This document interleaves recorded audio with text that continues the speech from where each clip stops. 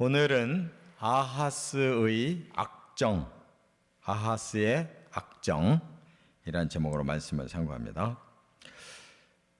이 아하스라고 하는 왕은 유다의 왕인데 12번째 왕입니다.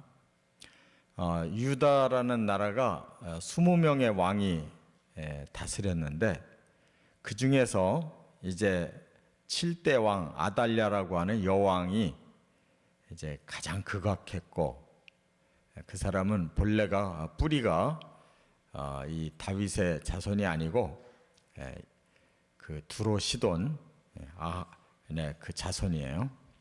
아합과 이세벨의 딸인데 워낙 극악해서 그 여자는 뺀다 할지라도 이제 다윗의 자손으로서 19명 왕 중에 가장 악한 왕이 아하스예요. 그래서 바로 이 시대가 이제 아수르라는 강력한 제국이 이루어졌고, 북이스라엘이 이제 결국 멸망을 당하는 그때쯤 이 아하스 왕도 유다를 다스리고 있었는데, 뭐가 그렇게 악했냐 하면 우상 숭배가 극악했어요. 그래서 여호와의 전을 회파하기도 하고, 또 그 몰록이라고 하는 인신제사, 사람 아들을 잡아서 바치는 그런 아주 극심한 우상 숭배까지 한 사람이고, 또 선지자를 보내서 말씀으로 경고를 하면 받아들여야 되는데 계속 엇나가는 그런 아주 악한 왕이에요. 그래서 지금 오늘 본문에 소개하는 것도 계속 고집을 부리고 악한 정치를 하는 거예요. 그러니까 하나님께 이제 전쟁을 통해서 아주 모진이란 지금 징계를 받고 있습니다. 그래도 끝까지 안 되니까 하나님이 결국은 이제 30대 중반에 이제 죽이셔요. 그래서 그가 조금 일찍 죽는 바람에 다행히 유다 나라가 그 아들 히스기야가 왕이 됨으로써 나라가 망하질 않아요. 북이스라엘은 망해버렸는데 유다는 이 아하스가 계속 정치했더라면 망했을 거예요. 근데 다행히 일찍 죽고 히스기야가 들어서는 바람에 유다는 거기서 살아납니다. 그러니까 사람이 중요한 거예요. 사람이. 그 시대에 훌륭한 인물이 있으면 그 시대에서 살아나고, 이렇게 악하고 잘못된 인물이 있으면 그 시대가 망하는 시대가 되는 것입니다. 그래서 오늘 본문에 이제 하나님이 어떻게 그를 다루시는가를 말씀하고 있는데, 이 열왕기하는 16장이 주로 이 내용이고, 오늘 본문은 역대하 28장인데 같은 내용이 담겨져 있어요. 그런데 열왕기하보다 역대하 말씀이 더 자세하게 내용이 돼 있기 때문에 이제 그 말씀을 오늘 상고합니다. 이제 하나님의 편에서 역대하는 쓰여져 있어요. 그러니까 우리가 하나님의 그 마음을 들여다볼 수가 있어요. 첫째는 5절부터 8절까지 보면 하나님이 아람과 이스라엘을 통해 징계를 하셨다 하는 겁니다.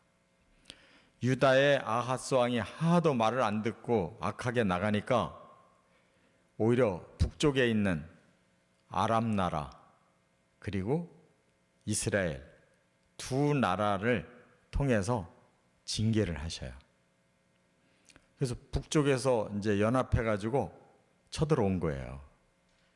그래서 먼저 아람의 르신 왕이 공격을 했는데 심히 많은 무리를 사로잡아서 끌고 갔다.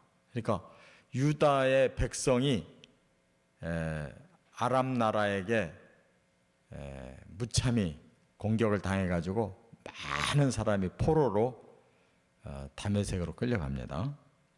그 다음에 이스라엘의 베가 왕이 또 쳐들어왔는데 또 크게 살육을 당해서 하루에도 12만 명이 죽고 전체 개를 따지면 20만 명이 결국은 포로로 끌려가는, 그러니까 12만 명이 죽고 20만 명이 포로로 끌려가는 이런 결과가 됐다는 거예요. 그러니까 포로로 끌려갈 때는 사람만 끌고 가는 게 아닙니다. 모든 재물을 싹 털어가지고 끌고 가니까 얼마나 많은 피해를 당했어요. 그런데도 이제 반성이 없는 거예요. 그러니까 사람의 마음에 이 악이 들어가면 계속 자기 고집을 부립니다. 끝까지 어긋난 생각을 하고 어긋난 길로 계속 고집을 부려요. 이렇게 유다가 악한 정치 하는 왕 한 사람 때문에 이렇게 나라가 피폐해졌다 하는 걸 깨닫습니다. 두 번째는 9절부터 15절까지 보면 하나님이 긍휼을 베풀어 포로를 귀환케 하셨다. 하나님께서 그럼에도 불구하고 유다를 사랑하고 있어요. 유다 나라를. 왜냐하면 아브라함과 다윗의 그 직계 자손들이 나라를 이루고 있잖아요. 유다는. 그래서 그 나라에서 결국 메시아를 하나님이 보내셔야 되기 때문에 이 나라를 포기할 수가 없는 거예요. 그래서 이렇게 악한 아하스 왕이 다스리고 있어도 하나님은 또 베풀 거는 계속 베푸시는 거예요. 그래서 긍휼을 베풀어서 이스라엘로 끌려간 포로들을 돌아오도록 이렇게 섭리하십니다. 어떻게 하셨느냐? 이 오뎃이라고 하는 선지자를 이스라엘 왕에게 보내요. 그래서 책망을 하게 합니다.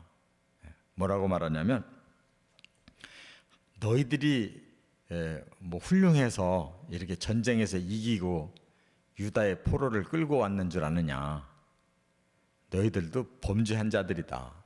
그런데 이렇게 유다와 싸워서 이겨가지고 많은 포로를 끌고 온 이유는 하나님이 유다를 징계하느라고 한 거지. 너희들이 훌륭해서 이긴 게 아니다. 그런데 마치 개선 장군들처럼 이렇게 막 노기가 충천해서 이렇게 살육하고 또 그 포로를 막 함부로 압제해가지고 이렇게 노예로 삼으려고 이렇게 끌고 왔느냐 하면서 뭐 혼을 내는 거예요. 전쟁에서 이기고 돌아오는 그 이스라엘 왕과 백성들을 막 혼내는 거예요. 너희들도 똑같은 범죄자들이지만 하나님이 유다를 징계하느라고 너희를 이기게 한 거다. 그러면서 포로를 놔줘라. 돌아가게 해줘라. 만약 그렇지 않으면 너희에게 진노가 임한다. 이렇게 오뎃 선지자를 통해서 아주 강력하게 이스라엘을 혼을 내요. 그랬더니 그들이 감동을 받고 포로를 놓아주는데 어떻게 하냐면 벗은 자를 입히고 신을 신기고 먹이고 마시게 하고 기름을 바르고, 이 기름을 바른다는 말은 치료를 해줬다는 거예요.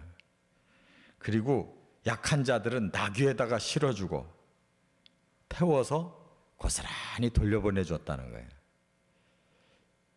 그건 왜 그러겠어요? 바로 이스라엘과 유다는 나라는 두 쪽 났어도 근본은 하나잖아요. 하나.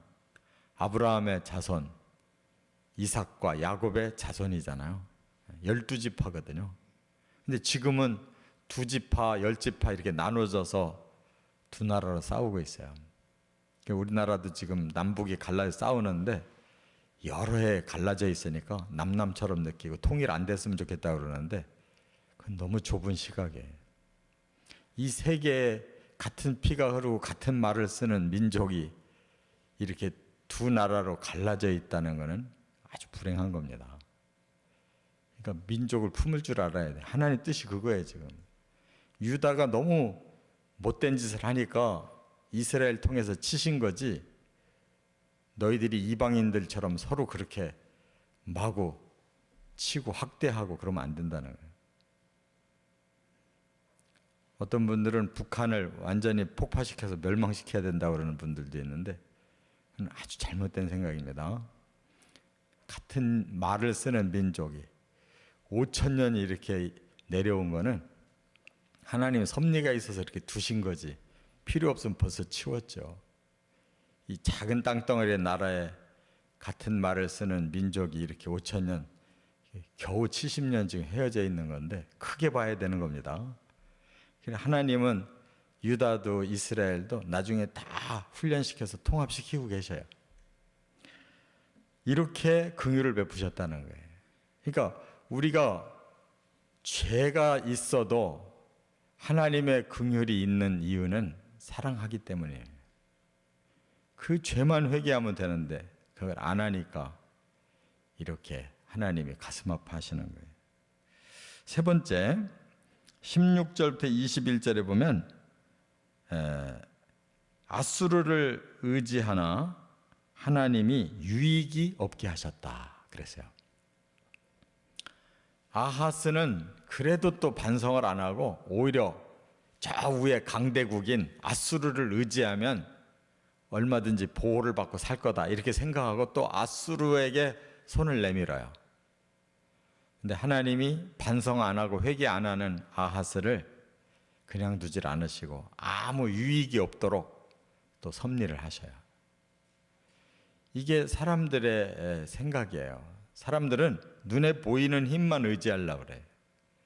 그러니까 보이지 않는 하나님의 힘은 의지를 안 해요. 그냥 양심의 가책은 받아도 우선 눈에 보이는 힘을 의지하고 살으려고 그래요. 근데 하나님이 그거 허용 안 하셨어요.